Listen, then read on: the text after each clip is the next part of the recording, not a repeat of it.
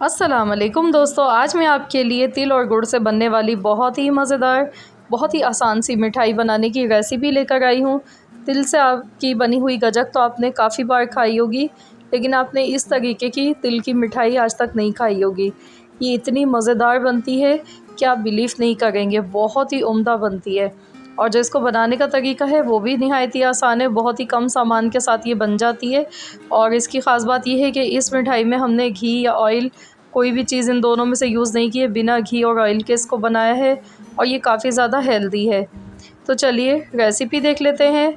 इस मिठाई को तैयार करने के लिए हमने यहाँ पर सफ़ेद तिल लिए हैं जो कि वज़न में 200 ग्राम है, और कप से अगर आप ले रहे हैं तो ये 1 कप भर कर मैंने लिए हैं। अब हम इनको ड्राई रोस्ट करेंगे ताकि इसमें जो एक नमी है वो भी ख़त्म हो जाए और इनमें से बहुत ही ज़बरदस्त सी खुशबू आने लग जाए। तो चलिए कढ़ाई लेंगे, उसमें हमने तिल सबसे पहले ऐड कर देने हैं और गैस का फ्लेम हमने लो रखना है। हल्की आंच पर इनको चम्मच चलाते हुए भून लेते हैं। इस तरीके से ड्राई रोस्ट करके डालने से इनका जो कच्चापन है वो ख़त्म हो जाता है और बहुत ही ज़बरदस्त खुशबू आती है इनमें से। तो हल्की आंच पर ही इनको पकाना है। अगर आप इनको तेज़ आंच पर आप इनको ड्राई रोस्ट करेंगे तो ये जल भी जाएंगे और तिल में कड़वाहट आ जाती है जो कि बिल्कुल अच्छी नहीं लगेगी। तो आपने बिल्कुल हल्की आंच पर इस तरह से लगातार चम्मच चलाते हुए भूनते जाना है। तो मैं आपको दिखाऊंगी, जैसे ही ये चटकने लगेंगे ना तो समझ जाइए, देखिए किस तरीके से ये चटक रहे हैं, आपको नज़र आ गए ना वीडियो में।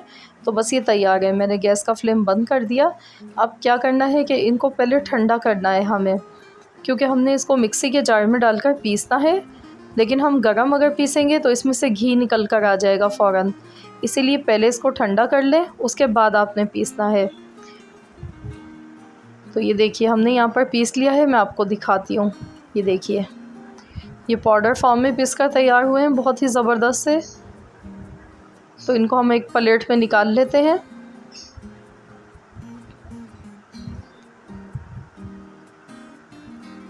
तो ये देखिए तिल हमारे पीस कर तैयार हो चुके हैं। तो अब हम सेम उसी कढ़ाई में मैंने यहाँ पर खोया लिया है, 100 ग्राम खोया है हमारे पास। अगर आपके पास खोया नहीं है तो आप यहाँ पर मिल्क पाउडर का भी यूज़ कर सकते हैं।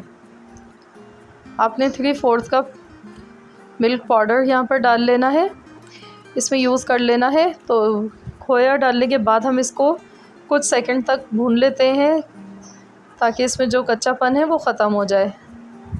तो ये देखिए नीचे इस तरह से लगना शुरू हो गया ये, तो हम छुड़ाते जाएंगे और इसको थोड़ी सी देर हमने ऐसे ही पका लेना है।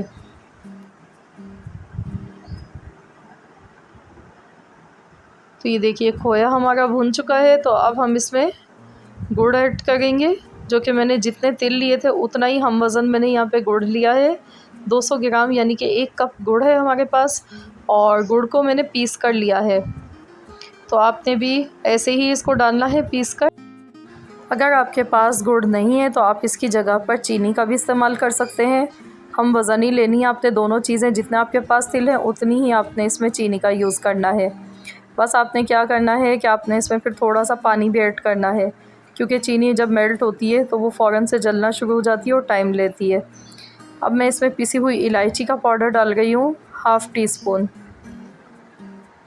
गुड़ आप देख लीजिए यहाँ पर अच्छी तरह से मेल्ट हो गया है और इसको ज़्यादा टाइम भी नहीं लगा है, क्योंकि हमने इसको पीस कर लिया था। अगर हम इसको टुकड़ों में लेते तो इसमें बहुत ज़्यादा टाइम लग जाता।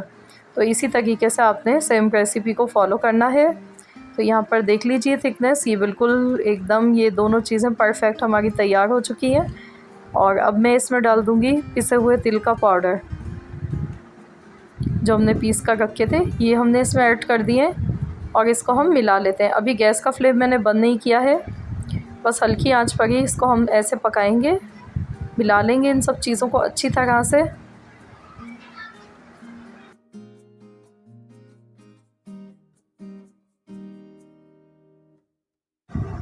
बस इस तरीके से अच्छी तरह से मिला लेना है इन तमाम चीज़ों को। और अब मैं इसमें थोड़े से तिल मैंने बचा कर रखे थे, ये भी रोस्ट किए हुए तिल है, तो इसमें से मैं थोड़े से डाल गई हूँ, थोड़े से हम बचा लेते हैं।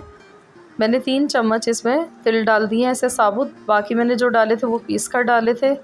और तमाम चीज़ों को अच्छी तरह मिला लेते हैं। तो यहाँ पर देखिए कढ़ाई को इसने छोड़ दिया है और इसमें हमने ना घी इस्तेमाल किया है और ना ऑयल इस्तेमाल किया है। बिना घी और ऑयल के ही बनाई और सर्दियों के लिए स्पेशली ये रेसिपी बहुत ही ज़बरदस्त है। आप बनाकर इसको स्टोर भी कर सकते हैं। अगर आप मिल्क पाउडर से ये रेसिपी बना रहे हैं फिर तो आप इसको 2-3 महीने के लिए स्टोर कर सकते हैं। अदरवाइज़ अगर आप ऐसे ही बना रहे हैं खोया डालकर तो खोया ज़्यादा दिन तक नहीं चलता है, इसलिए आप इसको 1 हफ़्ते तक बनाकर रख सकते हैं। 1 हफ़्ते तक आप इसे इस्तेमाल कर सकते हैं। तो ये देखिए अभी ये ठंडा होने के बाद ये थोड़ा थिक हो जाएगा बैटर, बस गैस का फ्लेम बंद कर देते हैं और इसको ठंडा कर लेते हैं। तो यहाँ पे आधे घंटे के लिए देखिए मैंने इसको रख दिया था और ये देखिए कितना थिक हो चुका है ये बैटर, ये देखें। तो बस इसको अब हम निकाल लेंगे। तो उसके लिए मैंने यहाँ पर एक फ़ॉइल पेपर लिया है। अगर आपके पास फ़ॉइल पेपर नहीं है तो आप कोई भी थैली वगैरह यूज़ कर सकते हैं और इस पर हमने घी लगाना है इस तरह से ब्रश की मदद से। तो चलिए अब हम इस बर्फ़ी को इस पर रख देंगे इस तरह और इसको हाथ से सेट कर लेंगे। तो ये देखिए इसको मैंने हाथ से सेट अभी इतना कर दिया है और अब हमने इसको बेल लेना है। तो बेलन की मदद से इसको फैला लेते हैं। मैंने वीडियो को कट नहीं किया है ताकि आप लोगों को प्रॉपर सही से तरीका समझ में आ सके, तो इसलिए वीडियो थोड़ी सी लॉन्ग हो गई है, पर लेकिन मैंने कोशिश की है कि मैं सही से आप लोगों को गाइड कर सकूं ताकि आपकी ये मिठाई बहुत ही मज़ेदार बनकर तैयार हो। एक ही दफ़ा में, आप पहली दफ़ा में बनाएंगे तो इंशाअल्लाह ताला आपकी ये मिठाई बहुत ही ज़बरदस्त बनकर तैयार होगी, क्योंकि इतना आसान तरीका है इसको बनाने का। अब मैंने यहाँ पर कटे हुए कुछ ड्राई फ्रूट्स लिए हैं, इसमें बादाम, पिस्ते, काजू है मेरे पास, तो ये हम ऊपर से इस तरह से फैलाकर सब जगह इसमें डाल देंगे। तो आपके पास जो भी ड्राई फ्रूट्स अवेलेबल हो आपने वो डालने हैं और ज़रूर डालिएगा, बहुत अच्छे लगते हैं इसमें।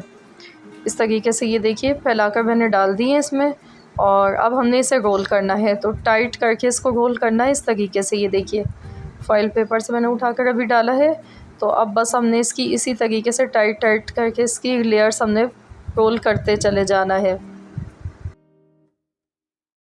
इस मिठाई को आज हम रोल की शक्ल में बना रहे हैं, तो इसलिए हम इसको इस तरह से बना रहे हैं और ये दिखने में भी बहुत अच्छी लगती है।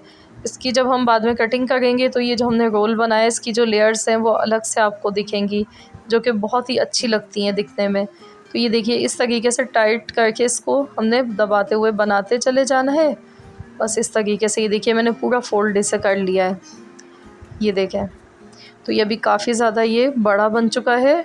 तो मैं क्या करूँगी कि इसमें से 2 पीसेस के कर लेती हूँ, क्योंकि ये काफ़ी ज़्यादा बड़ा बन गया है। इसको हम 2 हिस्सों में डिवाइड कर लेते हैं, इसको बीच से हम काट लेते हैं और साथ ही में यहाँ पर फ़ॉइल पेपर पर थोड़े से तिल हमने डाल दिए हैं। ये देखिए इस तरह से।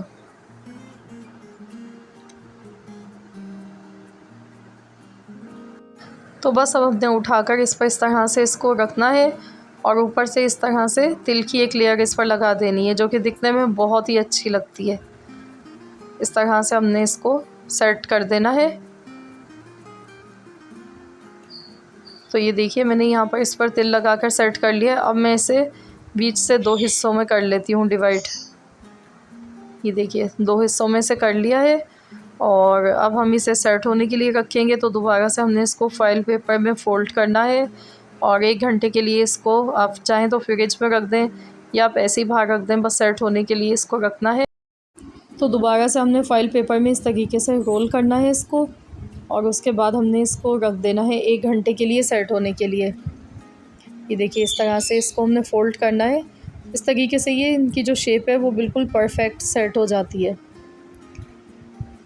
ये देखिए, और जो कॉर्नर्स हैं इनको भी हम इस तरह से दबा देते हैं। तो बस अब मैं इसे रख देती हूँ 1 घंटे के लिए। आप चाहें तो फ्रिज में भी रख सकते हैं। 1 घंटे के बाद फिर हम इसे निकालेंगे और इसकी कटिंग कर लेते हैं। 1 घंटा यहाँ पर हो चुका है, तो चलिए खोल कर देख लेते हैं। तो ये देखिए बहुत अच्छे से ये मिठाई हमारी सेट हो चुकी है, निकाल लेते हैं इसको।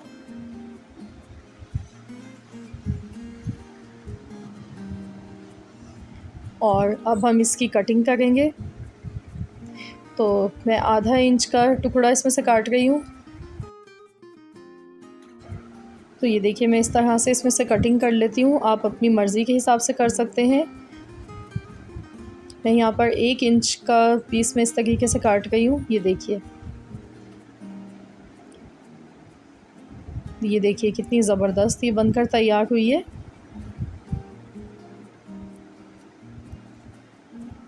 तो इसी तरीके से हमने यहाँ पर सबकी कटिंग कर लेनी है।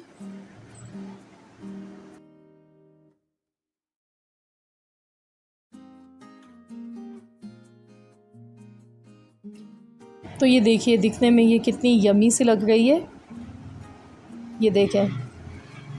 तो मैं आपको तोड़कर भी दिखाऊंगी, कितनी ज़बरदस्त सी मिठाई ये बनकर हमारी तैयार हुई है। तो ये देखिए मैं आपको तोड़कर दिखाती हूँ। ये देखिए इसमें लेयर्स आप देखें, और अंदर जो हमने ड्राई फ्रूट्स डाले थे उसकी वजह से ये कितनी अच्छी लग रही है दिखने में। ये देखिए बहुत ही मज़ेदार, बहुत ही यमी बनती है। ज़रूर आप लोग भी इस बार सर्दी में ये रेसिपी बनाइएगा, आपके घर में सबको ये बेहद पसंद आएगी। आई होप कि आप सबको आज की रेसिपी ज़रूर पसंद आई होगी। रेसिपी अच्छी लगी है तो वीडियो को लाइक करना मत भूलिएगा, साथ ही में फ्रेंड्स एंड फैमिली मेम्बर्स के साथ शेयर कीजिए वीडियो को। मिलते हैं इंशाअल्लाह ताला बहुत जल्द एक और न्यू रेसिपी के साथ। तो जब तक के लिए अल्लाह हाफ़िज़।